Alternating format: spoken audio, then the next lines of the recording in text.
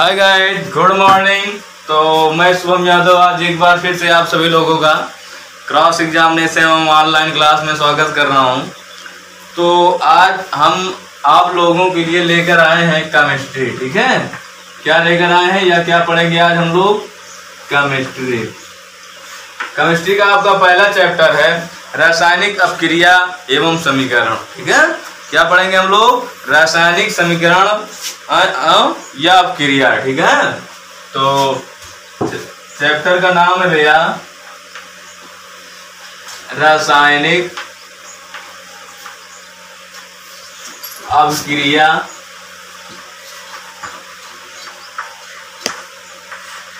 या समीकरण।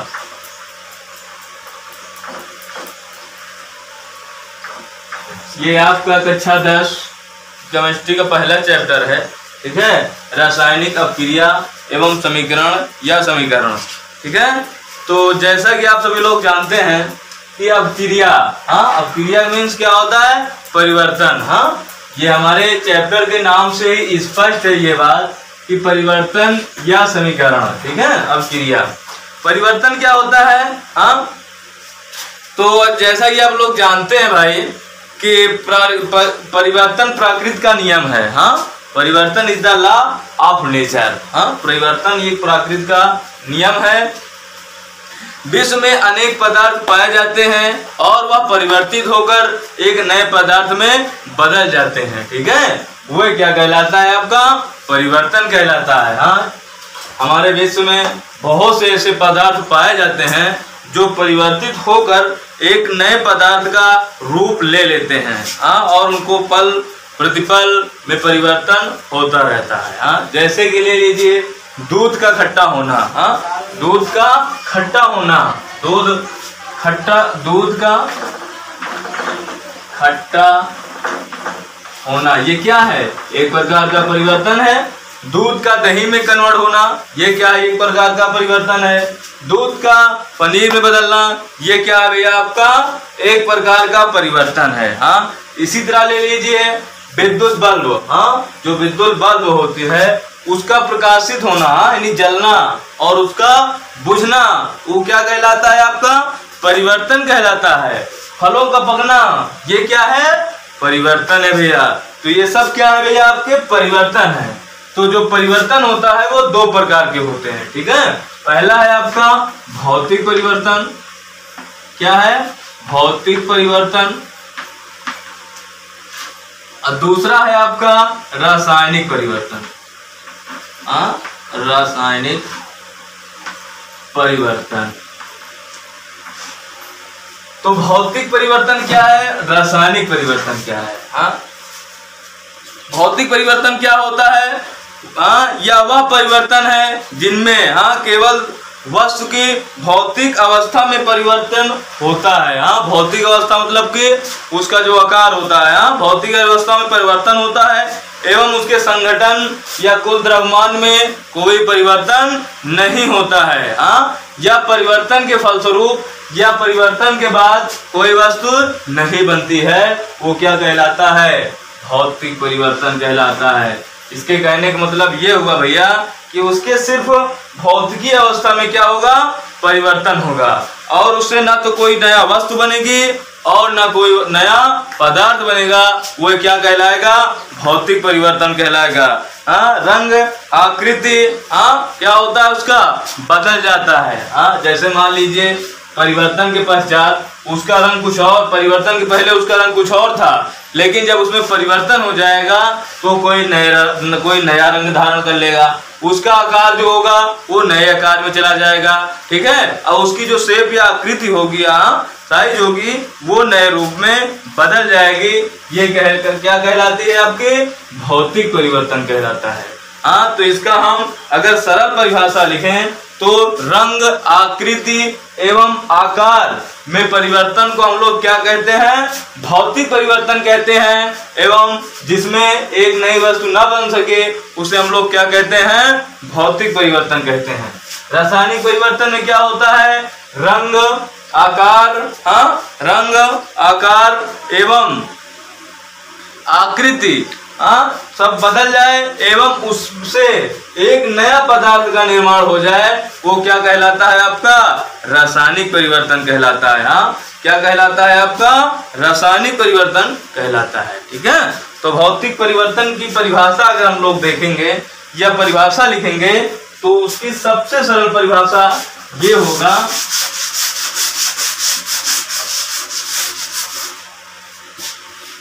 वह परिवर्तन जिसमें रंग, आकार,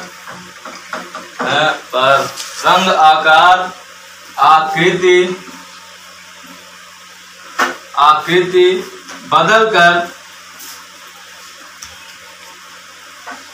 जाए। ठीक है, क्या हो जाए? बदल जाए एवं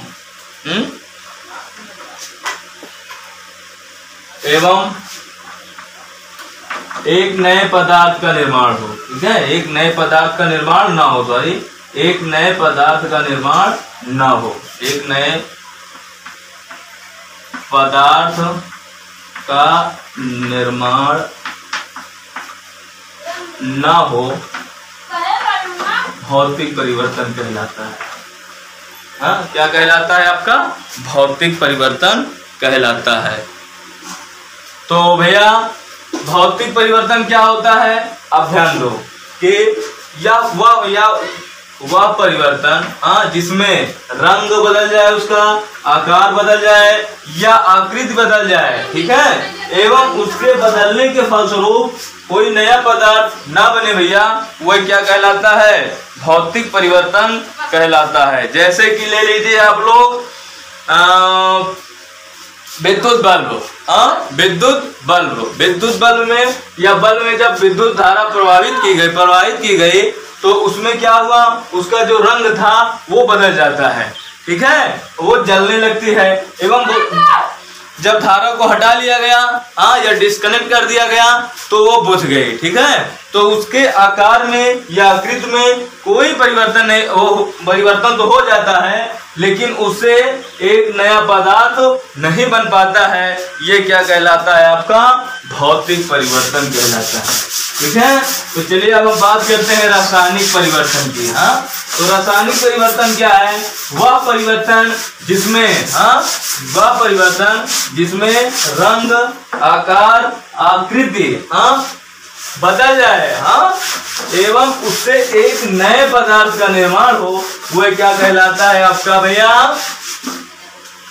रासायनिक परिवर्तन। ठीक है, रासायनिक परिवर्तन।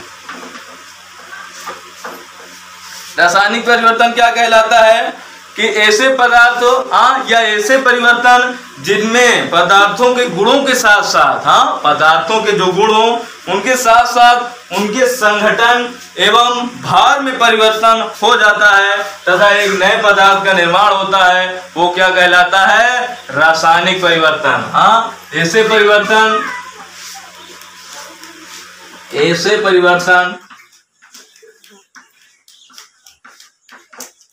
ऐसे परिवर्तन जिनमें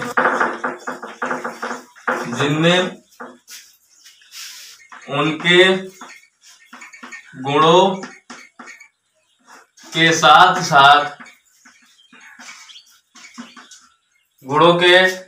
साथ उनके संगठन एवं भार में परिवर्तन होता है, उनके संगठन एवं भार में परिवर्तन होता है,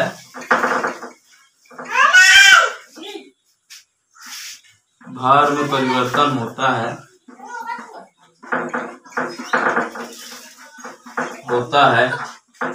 और तथा परिवर्तन के फलस्वरूप या परिवर्तन के बाद एक नया पदार्थ बन जाए, वह क्या कहलाता है? आपका रासायनिक परिवर्तन कहलाता है। ठीक है, क्या कहलाता है? रासायनिक परिवर्तन कहलाता है। ठीक है, तो अगली आपकी हेडिंग है भैया रासायनिक अपक्रिया। ठीक है, क्या है? रासायनिक अपक्रिया। तो हम बात करेंगे रासायनिक अपक्रिया क्या होती है या किसे कहते हैं रासायनिक अभिक्रिया। ठीक है, तो चलिए हम बात करते हैं भैया रासायनिक अभिक्रिया की। ठीक है, क्या बात करेंगे? रासायनिक अभिक्रिया। तो रासायनिक अभिक्रिया क्या होती है या किसे कहते हैं रासायनिक अभिक्रिया? हाँ, रासायनिक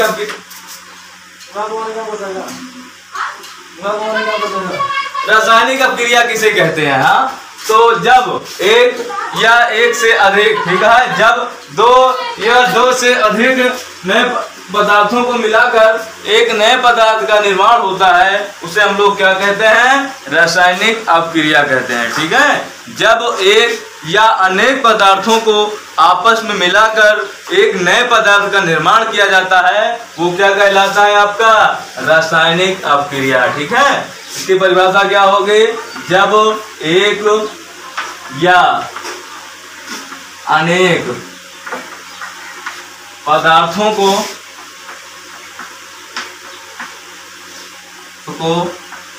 आपस में मिलाकर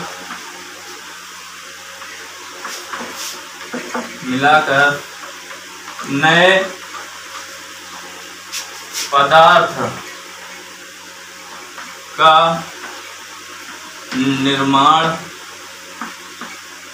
होता है, उसे रासायनिक अभिक्रिया कहते हैं। ठीक है, क्या कहते हैं? रासायनिक अभिक्रिया। तो जब भैया जब एक या अनेक पदार्थों को आपस में मिला दिया जाए, है ना, आपस में क्या कर दिया जाए? मिला दिया जाए, और उसके मिलाने के फलस्वरूप या मिलाने के बाद हाँ एक नया पदार्थ का निर्माण हो जाए, वो क्या कहलाता है? रासायनिक अभिक्रिया। क्या कहलाता है भैया? रासायनिक अभिक्रिया। जैसे कि ले लीजिए आप लोग, भैया NH4Cl या नौसादर चूना, नौसादर चूना जिसे हम लोग कहते हैं, नौसादर और चूना को आपस में मिला दिया जाता है तो क्या बन जाता है? कैल्शियम क्लोराइड, और कैल्शियम क्लोराइड बनता है और साथ ही साथ अमोनिया बन जाता है।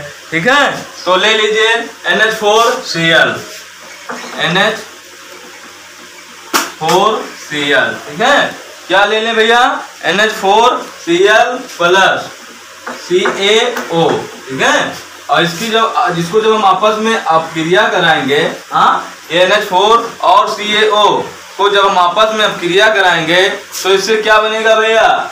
Cl। ठीक है, क्या बनेगा भैया? Ca और Cl2। ठीक है, Cl2 प्लस अमोनिया NH2। ठीक है, क्या होता है? अमोनिया का फार्मूला क्या होता है? NH3 होता है। ठीक है भैया, NH3 प्लस H2O। हाँ, क्या बनता है? और H2O।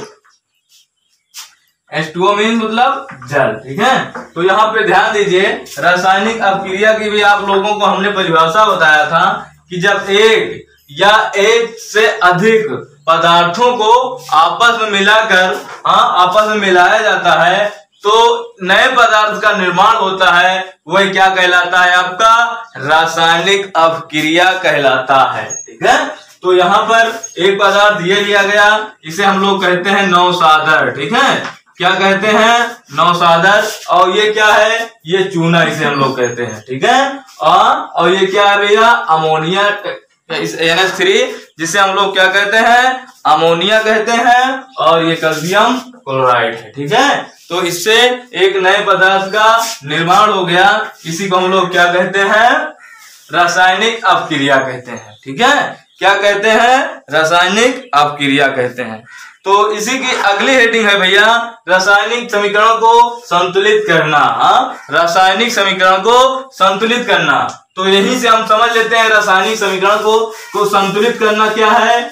तो रासायनिक समीकरण को संतुलित करने की अगर हम परिभाषा देखें भैया, तो उसकी परिभाषा ये होगी के, ठीक है, अभिकारक एवं उत्पाद के, हाँ, ये आपका जिससे पदार्थ बन रहा है ये कहलाता है आपका भैया अभिकारक, ठीक है, क्या कहलाता है, अभिकारक। और जो पदार्थ बनता है भैया ये कहलाता है उत्पाद, ठीक है, या उत्पादक, ये क्या कहलाता है, उत्पादक। तो अपक्रिया रासायनिक समीकरण को या रासायनिक अपक्रिया को संतुलित करना, हाँ, या दोनों अभिकारक तथा उत्पाद के दोनों तरफ के, हाँ, संख्याओं या मोलों की संख्या जब बराबर कर ली जाती है या जब बराबर की जाती है तो उसी प्रोसेस को या उसी को क्रिया को हम लोग क्या कहते हैं, रासायनिक समीकरण को संतुलित करना, ठीक है।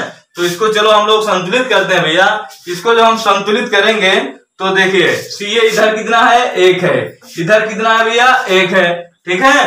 क्लोरीन यहाँ पे 2 है और यहाँ पे कितना है, 1 है, हाँ, यहाँ पे 2 है और यहाँ पे कितना है, 1 है। तो यहाँ पर 2 से गुणा कर दीजिए, ठीक है, तो क्या हो गया, 2 हो गया, ठीक है, 2 हो गया। NH3, हाँ, NH3 और यहाँ पे कितना है, 4 दूना 8, ठीक है, कितना है, 4 दूना 8 है भैया।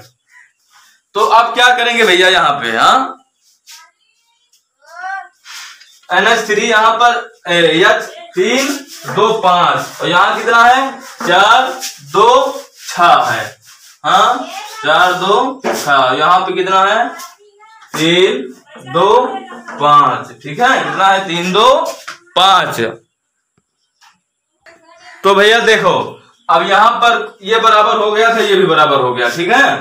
N कितना है, यहाँ पे 1 है, ठीक है, यहाँ पे कितना है, 2 है, ठीक है, कितना है, 2 है। तो यहाँ पर हम कर दें 2 से गुणा, क्या कर दें, 2 से गुणा, तो क्या हो जाएगा, N भी 2 हो गया और H कितना हो गया, 3 दूना 6 और 1 1, 6 2 8, यहाँ पे कितना हो गया, 4 दूनी 8, ठीक है। तो इसी तरह भैया हम दोनों को बैलेंस करेंगे या दोनों तरफ, हाँ, इसकी संख्या को बराबर कर लेंगे, ये क्या कहलाएगा आपका, रासायनिक समीकरण को संतुलित करना, ठीक है, या दोनों समीकरण अभिकारक एवं उत्पादक दोनों तरफ को बैलेंस करेंगे या उनको संख्या को बराबर कर लेंगे, वह क्या कहलाएगा आपका, रासायनिक समीकरण को संतुलित करना, ठीक है। तो अगली हेडिंग है भैया आपको रासायनिक समीकरण को पहचानना, हाँ, रासायनिक समीकरण को हम पहचानेंगे कैसे, ठीक है, क्या करेंगे, पहचानेंगे कैसे, तो इसके अवस्था में परिवर्तन होगा, ठीक है, क्या होगा, अवस्था में परिवर्तन होगा। ये यहाँ पर NH4Cl है और इस तरफ आया क्या हो गया, NH3 हो गया और ये Cl जो है इस तरफ आ गया, मतलब कि इसकी जो अवस्था यहाँ पे है वो वहां पर डिफरेंट हो गई है, ठीक है। फिर क्या है, ताप में परिवर्तन, हाँ, जो ताप इसका यहाँ था वो यहाँ पे नहीं है, ये क्या हुआ, रासायनिक ताप में परिवर्तन हुआ, ठीक है, क्या हुआ, रासायनिक ताप में परिवर्तन हुआ। और इसी तरह इसके रासायनिक अपकिरण कहलाता है, ठीक है। फिर अगली परिभाषा है भैया आपका रासायनिक समीकरण को लिखने की विधि, ठीक है, रासायनिक समीकरण को लिखने की विधि। तो इसको हम कैसे लिखेंगे, ध्यान दीजिए। तो जब हम रासायनिक समीकरण में एक पदार्थ लिए, ठीक है, और उसमें कोई दूसरा पदार्थ जोड़ना है तो उसमें हम बीच में प्लस का निशान लगाएंगे, ठीक है, क्या करेंगे, बीच में प्लस का निशान लगाएंगे। और इसी में एक पदार्थ और जोड़ना होगा तो फिर प्लस का निशान लगाएंगे, ठीक है। इस तरह से जब कोई अभिकारक के साथ तरफ का लिखना है और फिर उसके बाद जब उत्पाद, इसे एक नया पदार्थ बनाना है तो बीच में एरो या इक्वल का चिन्ह लगाते हैं, ठीक है। तो इस तरह से क्या होता है, रासायनिक अपक्रिया या रासायनिक समीकरण को लिखा जाता है, ठीक है, रासायनिक समीकरण को लिखा जाता है, ठीक है भैया। फिर इसी तरह ले लीजिए, और जैसे लीजिए मैग्नीज प्लस O, इसको जब करेंगे तो मैग्नीशियम ऑक्साइड बन जाएगा, ठीक है। ये क्या हुआ आपका, ये प्रकार का समीकरण ये भी हुआ, ठीक है। रासायनिक समीकरण को संतुलित करने की विधियां, हाँ, इसकी अनेक विधियां हैं जो हम आपको अगले वीडियो में बताएंगे। आज की वीडियो यहीं तक, फिर मिलेंगे आपको नई क्लास में एक नए वीडियो के साथ इसी टॉपिक में, ठीक है। तब तक के लिए गुड बाय, टाटा।